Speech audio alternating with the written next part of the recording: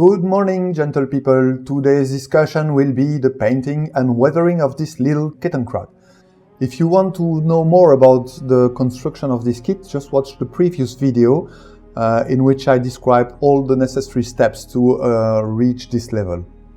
Okay, let's dive into business. First step, wash your model.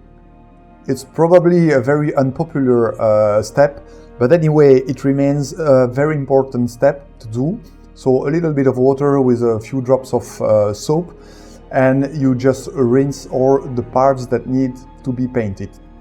It's very important, especially to remove all little dust and plastic particles on your model, but also the thin fat layer that your fingers left on the plastic that will reduce the grip of the future paint layers.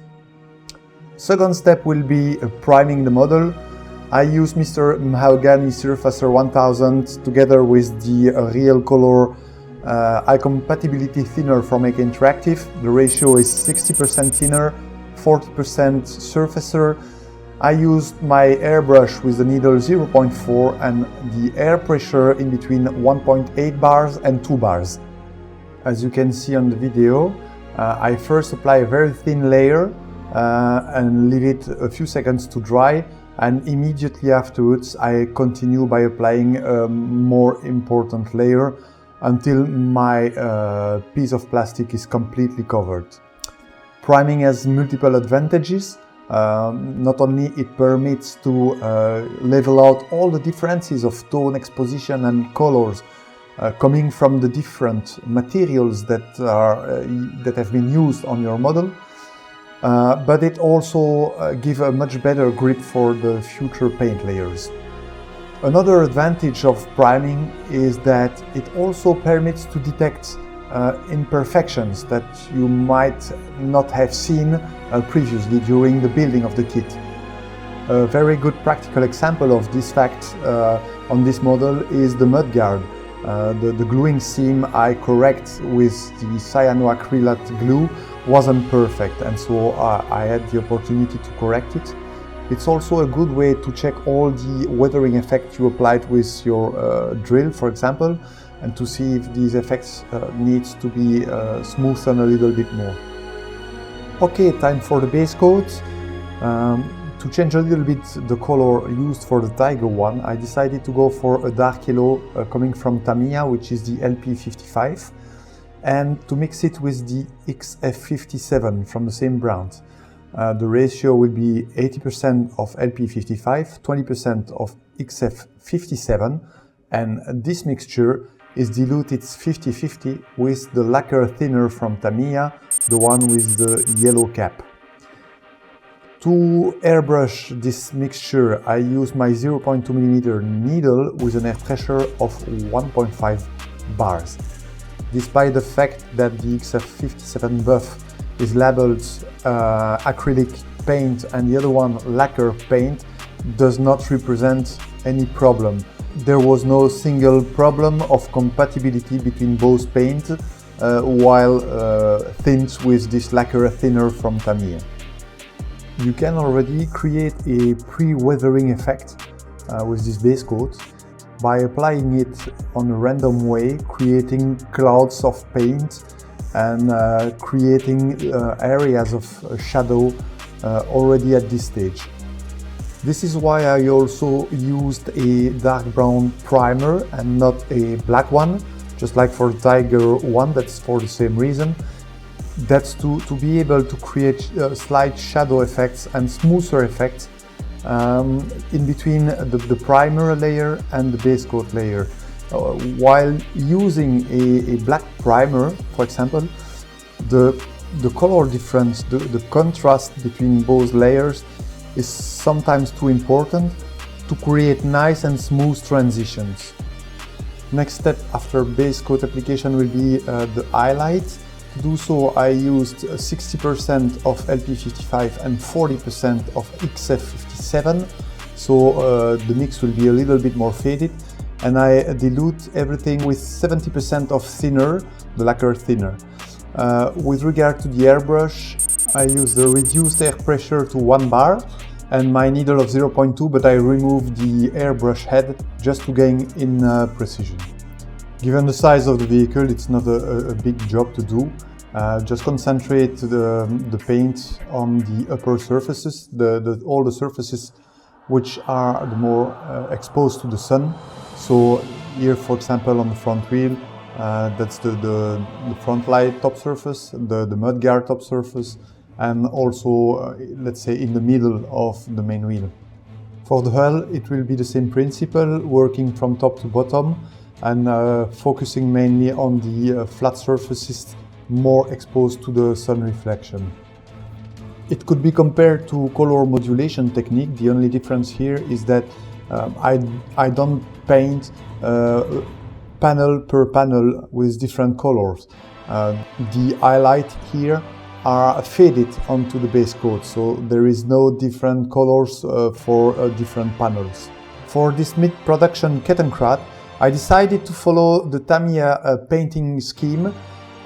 It's the classic German three-tone camouflage based upon the dark yellow base coat, on which you can find olive green lines and red-brown lines. It looked to me rather adapted for my diorama, supposed to be in 1944, and I found a nice complement to my Tiger 1 paint scheme. So logically, the second step was to apply these olive green lines. For this, I used a mix of XF58 olive green with XF57 buff. The ratio is 90% green with 10% buff. The whole mixture was diluted at 60% thinner, 40% paint mixture. For the airbrush work, I use a reduced air pressure of 1 bar, and for max precision, I use my 0.2mm needle, and I removed the airbrush needle head. That's why also I like to work with Tamiya acrylic and lacquer paint. It's because they are really fluid, and I do not encounter, generally speaking, any needle clogging. So it permits, with this configuration, to draw very thin line, and this is very important in this case because the Kettenkrad is a pretty small vehicle. With regard to the camouflage scheme, there is no specific rigid rule. These vehicles were painted hastily before operation by the crew, generally speaking. I think the most important is to try to respect the ratio of dark yellow versus green versus red-brown, just to keep the paint scheme realistic. Now, working with a little bit more diluted paint with the airbrush also makes it easier to draw the different lines. So as you can see, I do a first passage, quite thin, quite transparent, and it's only after this first passage that I confirm the final lines by passing a second time with a little bit more paint. For the red-brown lines, I planned initially to use the LP57 Red-Brown 2 from Tamiya, and you hear me quite often saying good thing about Tamiya products, but here for the case I was not really convinced about this strange color. It looks like a sick duck shit. I don't know what is this color, but I really had to find another option. So finally I opted for the red-brown from AK Interactive, the RC068, but as I found it a little bit too reddish, I mixed it with a little bit of a RC060 dark yellow. The ratio used was 70% red-brown and 30% dark yellow. I also thinned this mixture with the high compatibility thinner from AK Interactive with a ratio of 60% thinner, 40% paint. For the airbrush, no change, needle 0.2, pressure 1 bar, so as with the Tamiya olive green mixture, just to be able to draw thin lines. As I already explained, there is no specific rules on how to draw these lines. I think it's a matter of harmony. You have to look on how many green lines and how many brown lines are on the length, on the width, and try to respect the color balance, not to have a vehicle which is too green or too brown. I think that's the most important. With regard to the different camouflage lines, and this is valid for all type of camouflage, you have to look thoroughly if these lines are crossing each other or not, if these lines are drawing shapes. Sometimes these lines of different colors may touch each other, sometimes not, leaving a spacing. How thick is the spacing between the different lines? That's a little study that you have to do in advance.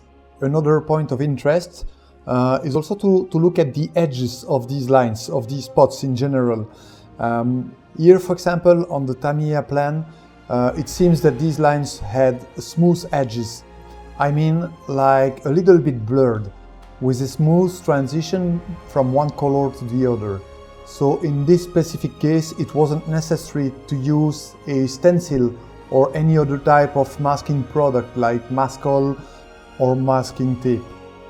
Okay, the biggest part of the airbrush work being done, it was time to start the paintbrush work.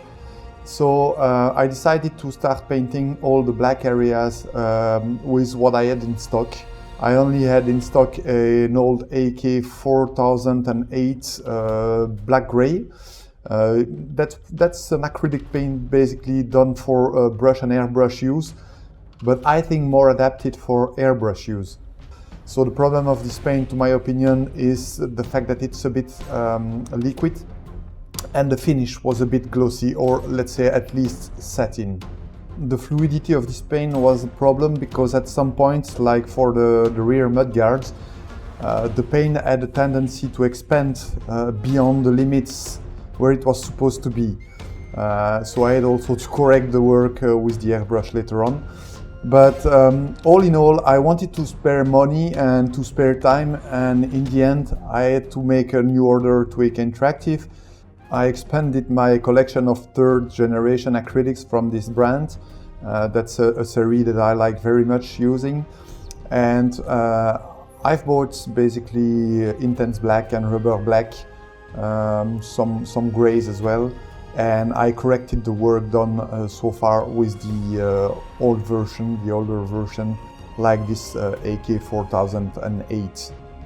To paint the track system, I did a homemade mixture of black, 50-50 with dark gray. These references are from AK Interactive, third generation. So 50-50 of both colors, black and dark gray. On which I add a little bit of hull red to give a very slight corroded aspect. If, like me, you decide to build your Kettenkrad on a modular way, with the full track system built before painting, you will see that this exercise of painting the tracks is not really easy, just because of the small size of this model and all the little corners and confined areas to reach with your paintbrush. These tracks includes rubber pads. Logically, I painted these pads with rubber black from AK Interactive, one by one. This step is rather easy, but the next one is another challenge, because each wheel also has a rubber band all around, including the driving sprocket. And for this one it's even more complicated, because the driving teeth of the driving sprocket are located in the middle of the wheel, and these rubber bands are located on each side of these metallic driving teeth. You can find in the description below some references on the internet where you can find some images of real Kettenkrad. As I mentioned, the engine compartment of my Kettenkrad is not planned to be visible, as the engine bay will be closed. Nevertheless, I thought it was interesting to train the painting of an engine using references found on the internet. I'll be honest, I didn't spend hours searching through historical documents to know what color combination was the best, especially for something that won't be visible. So, from what I found on the internet is that the main engine body was painted black. That seems to be the correct reference.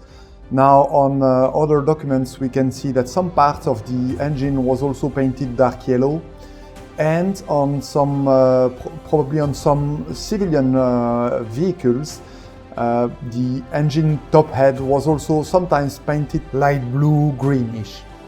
Basically what I did was a combination of all these options.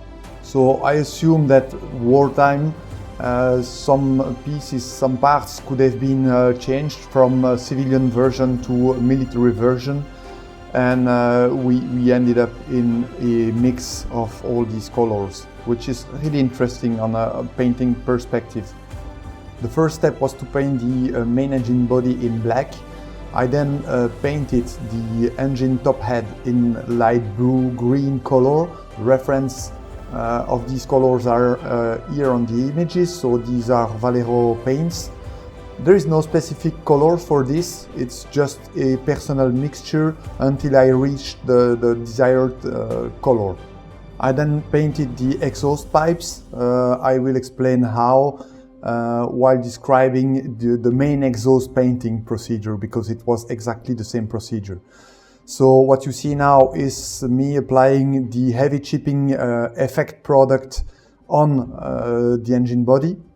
This product is really easy to use. Personally, I use an air pressure of 1.5 bars, and that's my needle 0.2 for this work. It's a small engine. I apply 2 layers of this product and I accelerate the drying time with the hair dryer. Once dry, I painted the whole engine with my base coat, the mixture of LP55 and XF57, the mixture I used for the main Kettenkrad body. I airbrushed the entire engine, so including the engine top head and the engine exhaust pipes. On these parts, the paint will be removed afterwards during the weathering process. Okay, the next step is to remove this dark yellow color. For this, I advise you not to wait too much after the paint has dried, especially with lacquer paint, because these paints are quite resistant, and it's generally much more difficult to remove this paint than normal acrylic paints. So rapidly after the paint has dried, I use lukewarm water and a flat paintbrush with hard bristles to start damage the dark yellow. Here is the result after this step, and as you can see, I removed the dark yellow on the engine top head and on the exhaust pipes. The result is quite okay at this stage. As you can see, the top parts of the engine aren't weathered, so just to simulate that they could have been replaced by new parts. The next weathering step on the engine bay and the driver compartment is quite classical.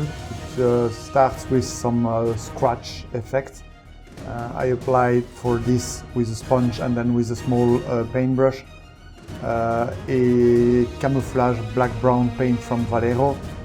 It's an old bottle that I still had in stock, but it's a very good paint to simulate all these metal scratches.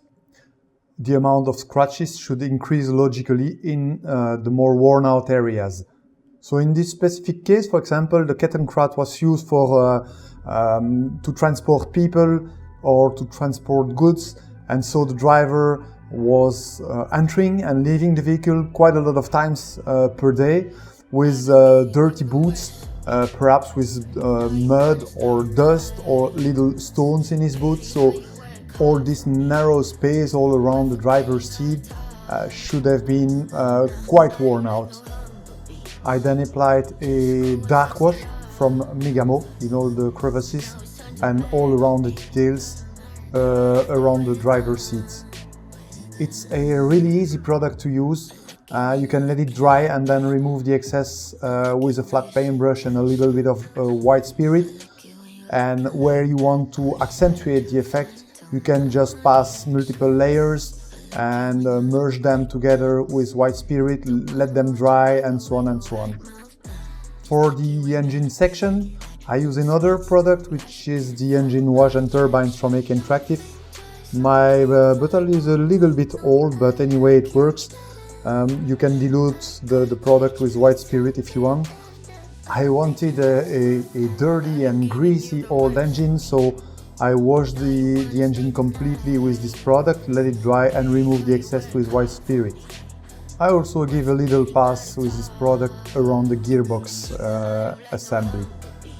As you can imagine, at that period of time the operational use of this vehicle was quite intensive, and the maintenance condition was really poor, especially at that time of the war.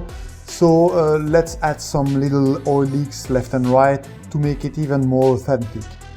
For this I use engine oil, fresh finish from AK. It's a nice product too. You can add layers on top of each other to increase the intensity of the effect you want. For this I use my 5/0 paintbrush for max precision, and so I can simulate accumulation of oil at critical spots like around the gear shift lever, at some points on the engines. You can simulate leaks by drawing the oil downwards and so on. As I told you, I wanted a really dirty engine, so I add another product, which is shaft and bearing grease from AK Interactive. It's a rather black product, so it's more like old grease or black and sticky grease that you can apply left and right. Before dusting this part of the Kettenkrad, I applied a little bit of black pencil on the metal edges, like the pedals, the driver pedals and the footsteps, where the damages are the more pronounced. Last step for this driver and engine compartment is dusting. I use dust effect from AK Interactive as a first step prior to using pigments. And just like the other product, just let it dry and then remove the excess and blend the colors with a little bit of white spirit using a flat paintbrush. To finish the job, and because we are speaking about urban operation, let's go with some pigments to add a little bit more realism.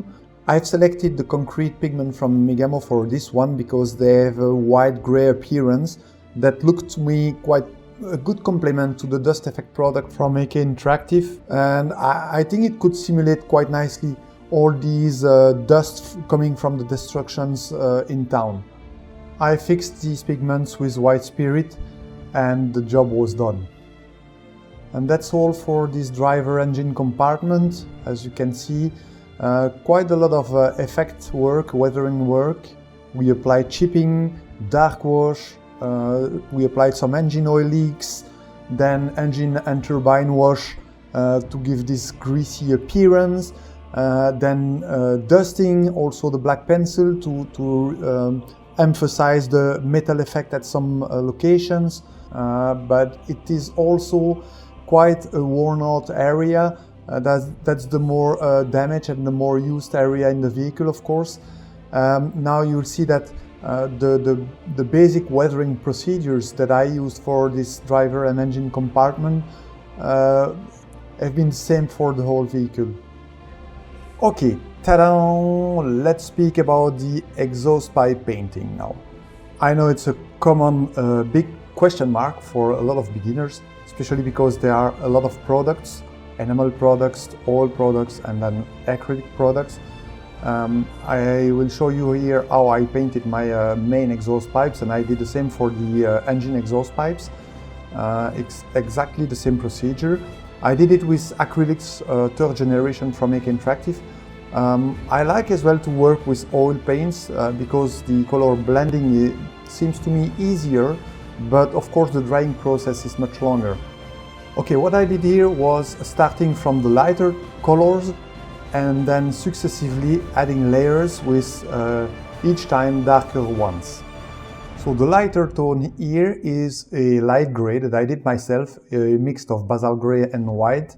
Now there is no big importance in which gray you are using, so long this gray is quite light. So you can see that I did exactly the same on the engine exhaust pipes. So I decided to use these references from AK Interactive. First the orange brown, then light rust, then medium rust, and finally dark rust. You can see here on my wet palette the different variation in color that will be used layer by layer above this light gray first base coat. So the first important thing to note is that when working with acrylics, you have to work with thin layer, well diluted with a little bit of water. So in your wet palette, it's nice to add a little bit of water to your paint, and working layer by layer will make the process much easier. It will also accelerate the drying time of each layer. You can obviously accelerate this drying period with your air dryer. That's what I did.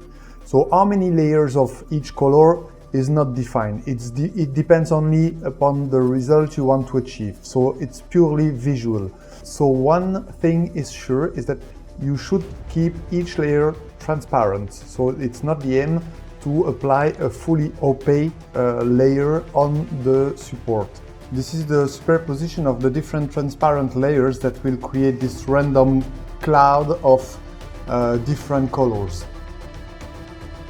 So as you can see, I applied paint on a very random way, so it's not a clear-cut and organized application of paint. So as you can see, so long the paint is wet, you have control on the pigment and you can add or remove or displace these pigments where you want to before the paint layer is dried. This is obviously a big difference with the oil paint. The oil paint has a very long drying time, and during this drying time the pigments of the paint are blending with each other. With the acrylic paints, on the other hand, it's not the case. So as from the moment the layer has completely dried, you have no more control on the pigment location.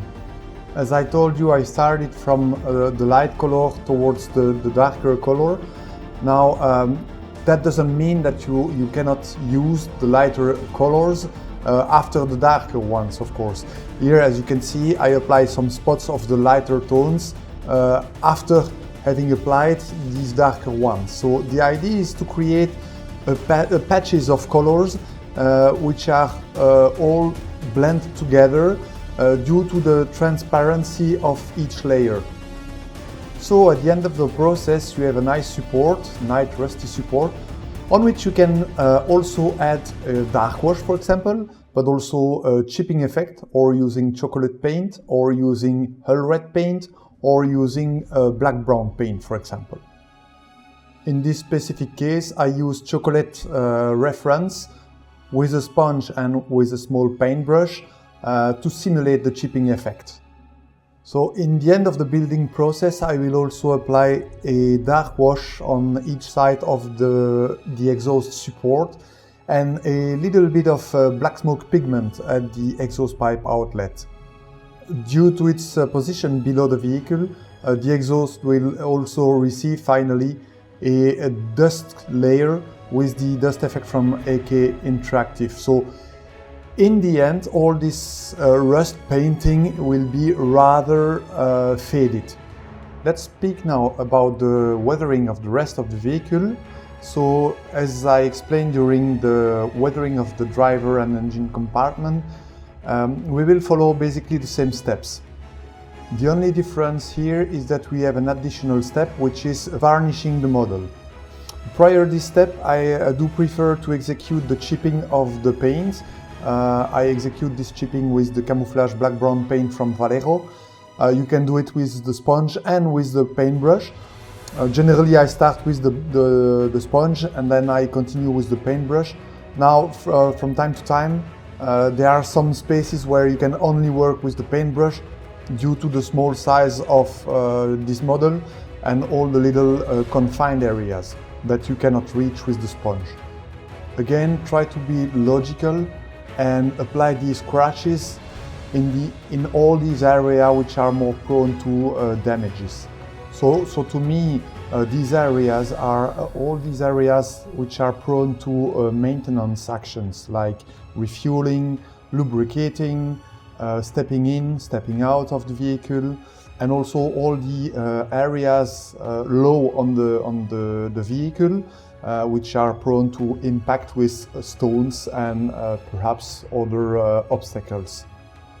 The backside of the Kettenkrad is more or less the cargo area, and that's a zone which was really prone to damages, as generally two soldiers could be seated in this aft section, and of course with their equipment this zone was more severely impacted by this equipment.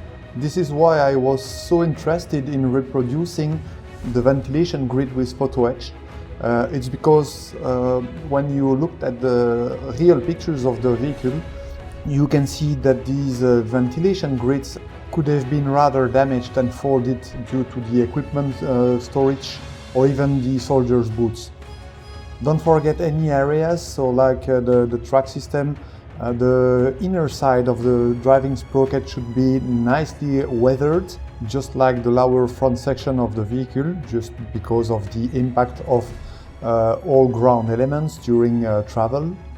And finally also the interior of the driver compartment. And regarding this driver compartment, it's time to use our stencils for this impressive cockpit. All the instruments are coming in one single stencil, but I decided to cut all instruments. This facilitates their placement, but as well reduce the presence of the transparent support on which they are located. Given the very small size of these instruments, I decided not to use any gloss varnish prior application. Classically, I just use microset 1 prior application and microsol after application to soften the decal, melt their support, and finally increase their adherence to the dashboard. Finally, but much later on the building procedure of this Kettenkrad, I applied on all instruments one drop of this acrylics glue, which is a glue specifically created to glue XPS foam. And what I like with this glue is that after drying it does not retract and it remains completely transparent and glossy. Time for varnish. Now, prior any other weathering steps, I'm gonna varnish my model with the VMS satin varnish, which is, by the way, an excellent product that I already used and described during my Tiger 1 painting procedure. This product is applied pure, so no dilution. I just follow the VMS advice to use an air pressure of 2 bars, and I worked with my 0.4mm needle just to avoid any clogging. This varnish is applied wet and is self-leveling. So what does it mean? It means that you have to be generous while applying this varnish. The surface of your model should be wet, so shiny. Don't be afraid if you think, oh shit, I put a little bit too much of varnish. There is no problem. This varnish, as I said, is self-leveling, so even if there is an area with a little bit too much of product, don't touch it. Do not use any air dryer to accelerate the drying process. Just give it time to dry calmly, and that way the varnish will auto-level itself. Once completely dried, the finish is just perfect. So for me, it's exactly what I need for this type of vehicle. Personally, I gave it 24 hours to dry completely. Within minutes, it's dry to the finger, but I prefer to wait a little bit, give it 24 hours just to be sure that the product completely protects my model. The day after, I continue to weather the model with the next logical step, which is the dark wash. You have seen the product I'm using for this step. One thing about dark wash and pin wash in general, I think sometimes I see people really flooding their model with a dark wash just to be sure to have this product entering all the crevices and details, and also perhaps to win some time to work quicker, and then removing the excess with a paper towel. Personally, I'm not a big fan of this way of working because it has a tendency to make the complete model darker. So instead, I do prefer using a small paintbrush, 000 paintbrush, for example, and working really each detail separately, just to be sure not to change the complete tone of the colors. I also use the dark wash from Camo to darken a bit some areas, the more dirty ones, just by applying more than one layer. So I apply a first one, I let it dry, I blend a bit the product, then I put a second layer, and I continue until I reach the desired dirty effect. You can even use it to simulate some vertical streaks, even if there are other products which are more appropriate to do so. I then use a flat paintbrush with a little bit of white spirit to remove the excess. That's a product that you can remove easily even after a long drying time period. So no stress here, you can wash the complete model and then start to remove the excess later on. This product is quite easy to remove, at least if you applied first a satin varnish coat. To create another dirty layer, for example, all these finger stains left by the technicians, or the earth and dust which sticks to the oily, greasy areas, like around the bearings, the lubricating caps, all these springs and so on, where the sand, the earth particles and the dust will obviously accumulate. And at the same time, to create more depth on my model, I used a mixture of all paints. Basically, I used raw umber, black lamp and burnt umber to create and add some shadow effects on some parts of the vehicle. As you have seen, my paint tubes are rather old. That's also the reason why I do not remove the linseed oil by applying this paint on a paper towel first, or a piece of cardboard. I use my oil paints pure because I found it easier to blend the color together and also to fade these oil paints with the underneath paint layers. I know that there are some modelers who experienced problems of glossy surface or shiny appearance after the use of oil paints, and that's why a lot of modelers are removing the linseed oil before painting with oil paints. Personally, I just remove the excess of linseed oil if I see that the paint is really liquid on top of the tube when I open this tube. But it's quite rare. Most of the time I use my oil paint pure. So practically I applied this mixture of raw umber and lamp black in some crevices at some key location, and then immediately afterwards I used a flat paintbrush to blend the spots of all paints with the underneath paint layers. For example, as I mentioned here, around the bearings of each wheel, it's a very good location to concentrate this work with the oil paints. I really like this technique. I think the finish is really nice, especially to simulate this first dirt grease layer on vehicles. The burnt umber oil paint, for example, which is a little bit more orange, is an excellent base to simulate fuel over spills. So logically I use this burnt umber around the fuel tank caps and alongside the vehicle's hull. In the hasty moments of war, we can imagine that these fuel over spills were quite frequent. Okay, almost reaching the end. Dusting and pigments. So using dust effect from AK Interactive for all these dusting parts. So watch out that this product has a very white finish, a very light color, and has a tendency to fade all the colors. So use it with caution. That's a product which is also quite easy to use and also easy to remove up to a certain extent. So I think it's best to use it layer by layer, each time using the hairdryer to accelerate the drying process. And then afterwards you can blend the product with a little bit of white spirit and a flat paintbrush.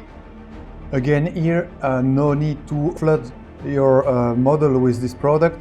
I think it's much more easier to control the effect by applying it like a pin wash. A point I forgot to mention is that all these washes, like dark wash, the dust effect, are enamel products, so they are diluted and blend using white spirit. So you have to wait about 1 week after the work with all paints before using these washes. If not, you will destroy the work done with the oil, as the white spirit will dissolve this work.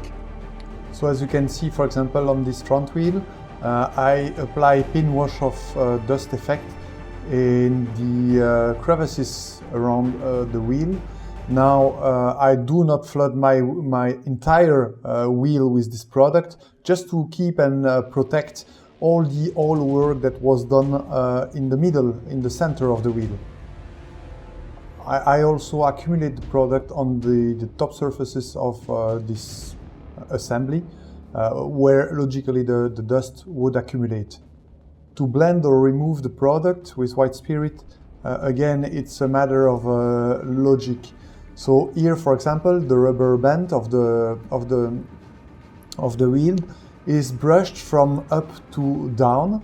That's the normal flow of the dust, which is ejected towards the outside of the wheel. While for the inside of the wheel, I brush from the outside towards the center of the wheel, so in the opposite direction.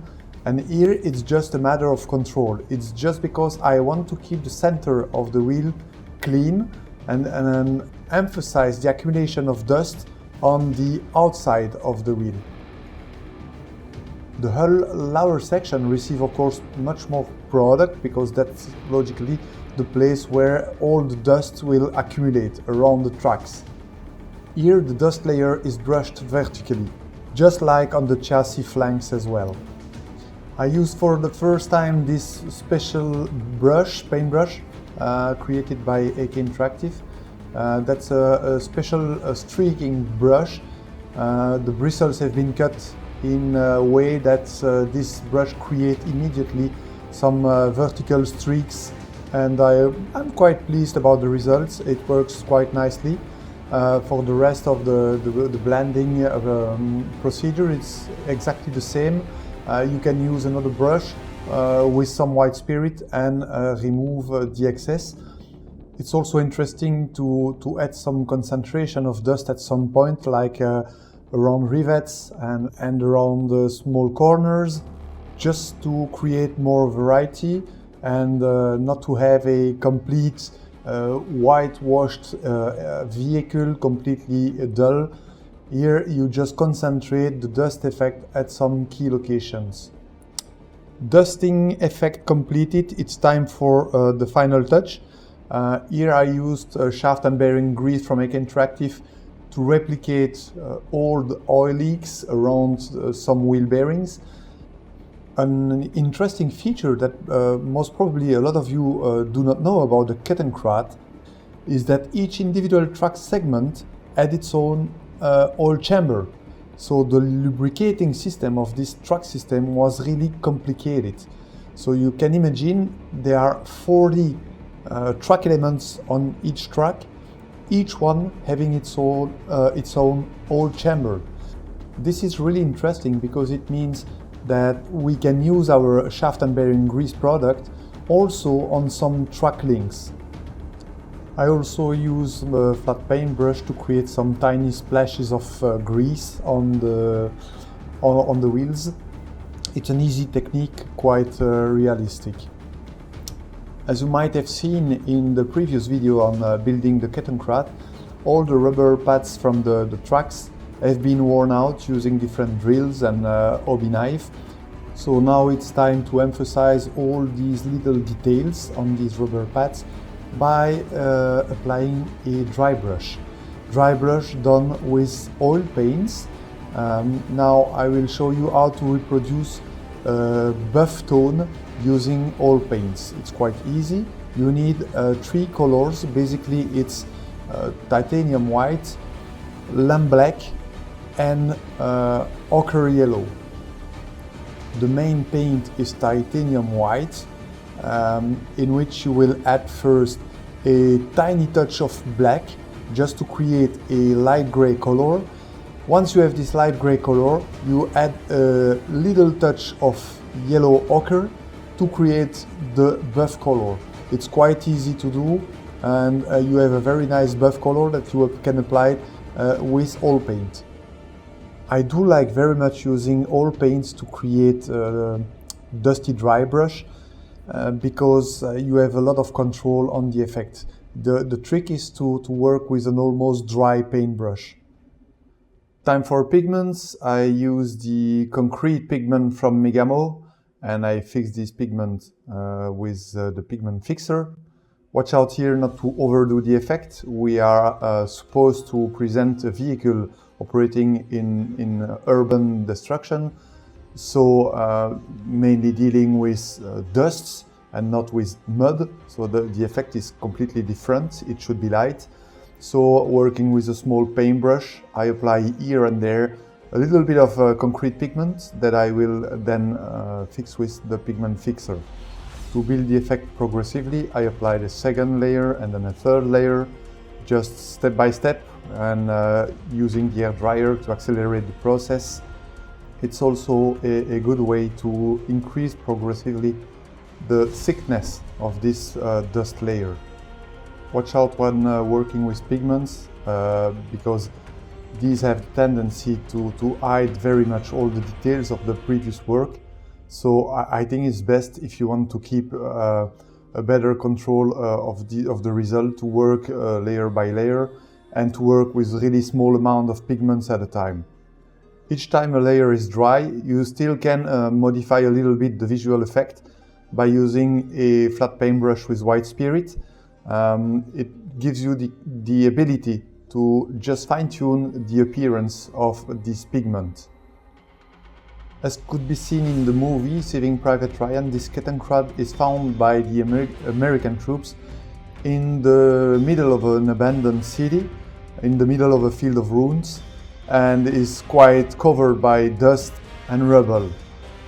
It is used to move fast through this field of destruction with rubble everywhere, so I wanted to reproduce or to try to give this feeling of destruction in the city by adding a little bit of gravel and little stones on my model, coming from the different explosions everywhere and the destructions of the different buildings encountered through this little travel in town. These gravels and little stone are coming from the public garden in front of my house, and I've selected these gravel in function of their size and their color. So the clay soil color is interesting to reproduce the crushed brick effect, while the other warm gray little stones are more representative of destroyed concrete and sand. I fixed all this with sand and gravel glue from Camo. To complete this dusting effect, I used different pigments for the top side of the hull. So all the colors have been selected to give a nice representation of all the different dust you can encounter in a destroyed town. So concrete, city dirt, clay soil, and asphalt road pigments coming from different brands like Camo, AK, and Aptelum. This gives the opportunity to make a nice blending of all these gravels and dust effect together and increase the realism through different colors.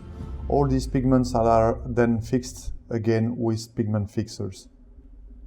The last touch to finish this model was to apply a little bit of black pencil on some edges where the metal could be visible. So like here on the different guiding teeth of the track or on the edges of this track, and also on some edges on the vehicle. You have to keep this effect for the most worn out areas where the operational use is the most important. So like here on the fuel tank caps, obviously these fuel tank caps are used every day. The bottom aft section of the vehicle is also interesting. You have this little chain, and the zone where the crew put their feet is also quite worn out, so all these areas can be interesting. The rifle support could be as well quite interesting location to apply this black pencil. Well, this is it. The vehicle is completed. Now I just add a little water can on the backside of this Kettenkrad. It might not seem logical, but it's present in the movie, so I wanted to keep this interesting detail. It gives life to the model. Now I know it was a quite long video, but I wanted to include as much detail as I could, especially for the beginners looking for more information. Now we will continue this diorama with the bridge construction. It's the biggest piece of work for me, and perhaps a few surprises left and right.